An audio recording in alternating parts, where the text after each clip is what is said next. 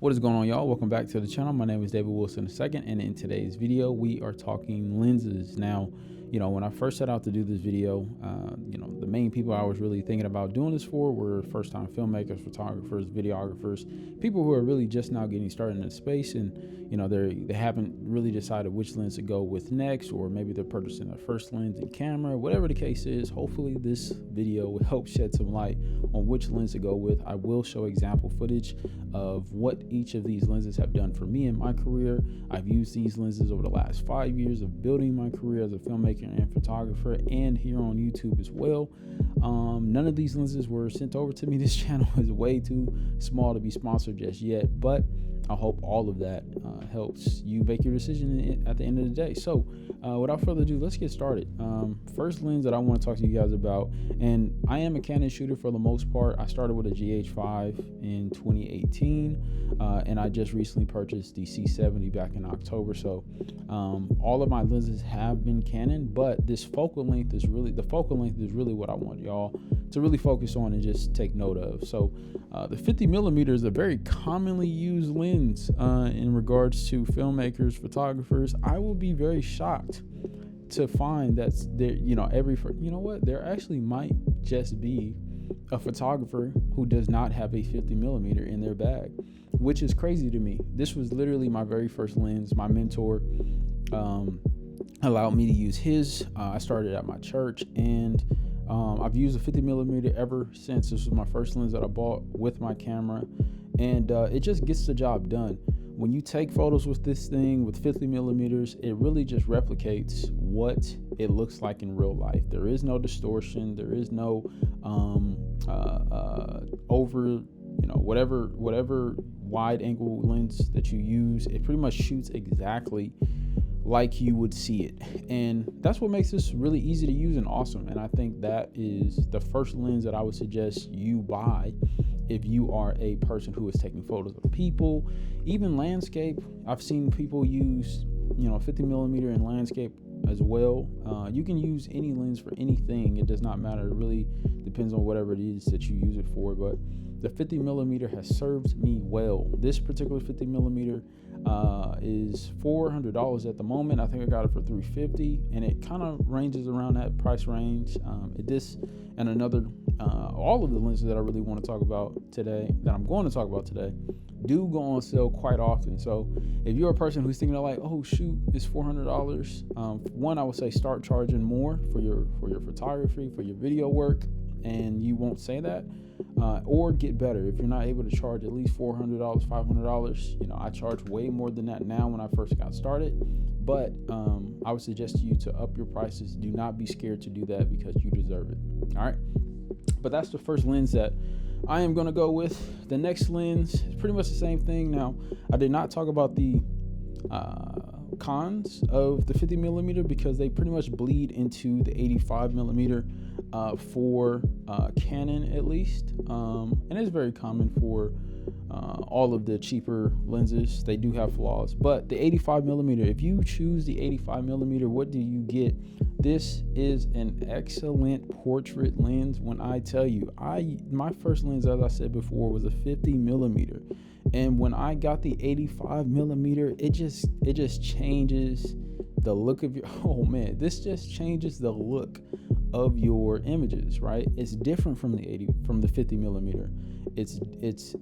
It compresses the background a lot more. I'll make sure to put two images side by side so that way you all can see the difference. Now, I believe I know which pictures I'm going to use, but you will see that the trees or whatever the objects are, pay attention to that. Those are a lot closer to the subject than, say, the 50mm. When you shoot with the 85, it compresses the background. It separates your subject from the background so much that it puts everything else it puts what you want in focus so much, and so does a really, really good job of separating your subject. So I love this lens. Now, some of the flaws about buying cheaper lenses like this, I believe this is $500 right now. I think I got it for like $450 on my birthday. I was just looking to splurge on my birthday, bought myself this, and but it does struggle with chromatic aberration at times, sometimes, and all that is that you know, when you take a picture of, say, a subject, you will see some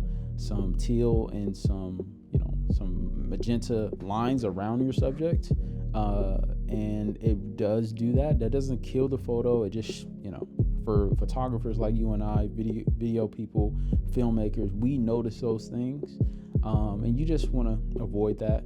So if you do have a picture with that, there's a way to get rid of it, but sometimes it's baked into the image. So just be on the lookout for that. But yeah, awesome lens, definitely awesome lens. I would purchase. $500. It's in the middle of the road. That is 85 millimeter at 1.8. The 50 millimeter was 1.4. So really shallow depth of field if you use them. So yeah, those are the two lenses that I suggest you should get started with. The third lens that I want to talk to you guys about is the Sigma 18-35 that is filming me right now. Now, this lens is heavily coveted. Not only is it different from the lenses that I just spoke about, which are made from hard plastic, this lens in particular is made out of hard metal. It's heavy. It feels like a tank. It is just an awesome lens. I've used this for, you know, photo shoots, different things, client shoots, whether it be video or photo. It's just an awesome lens. It stops down all the way down to 1.8, so it's giving you that separation that you want, that we know and love.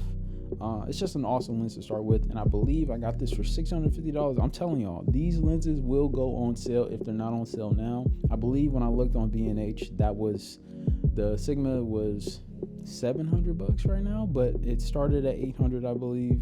It's at $700 right now on B&H. I've seen it go as low as $650. That's how much I paid for it. So if you want to wait, because $800 is too much, charge more, like I said, but also $650, $700 is a great price for this particular lens. So yeah, the last lens that I want to kind of briefly talk about is one that I rented, but I just recently purchased, but I didn't get a chance to take any photos with just yet. I did take client photos, but I don't want to show those. I will do a comprehensive review of the 70-200 RF lens. Man, I am excited to be able to use this. I haven't used it yet. I have a shoot on the 28th this month that I am going to use this bad baby on, and I will do a comprehensive, well, what am I saying? I'm not going to do no comprehensive review. I'm going to show you guys what this lens does, you know, and how I used it, and my first impressions really as an owner of it. Now, this isn't a budget lens. This lens costs $3,000, y'all. So this isn't a lens that you would purchase right out of the gate, especially when you're just getting started.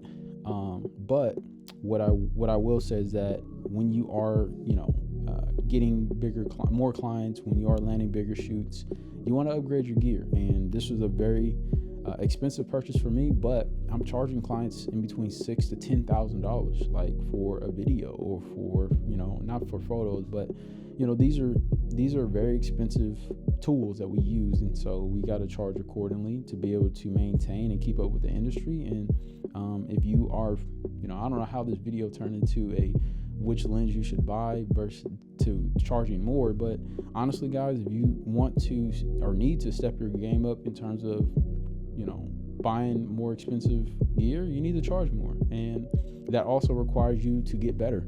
So, and don't be afraid to get better. So yeah, anyways, we'll talk a little bit more about this lens. I'm excited. I appreciate you guys watching.